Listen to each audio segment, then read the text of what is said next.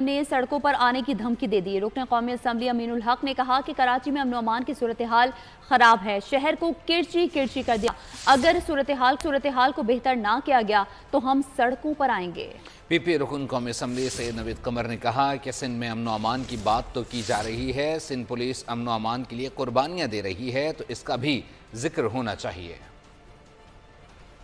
Street crime چل رہا اس کی طرف توجہ دلانا چاہتا ہوں۔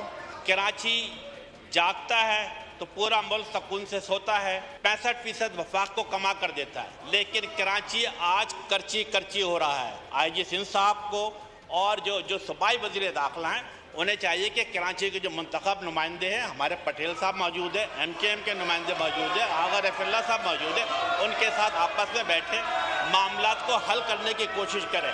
اسٹریٹ کرائم کے جن کو قابو میں لایا جائے، اگر یہ چیزیں آؤٹ آف کانٹیکسٹ ہوتی چلی جائیں گی تو میں سمجھتا ایم کے ایم کے بس کی بات نہیں رہے گی، پھر عوام سڑکوں پر آئیں گے۔ سندھ پولیس پہ جہاں کرٹیسزم آتا ہے تو وہاں ان کی تعریف بھی ہونی چاہیے۔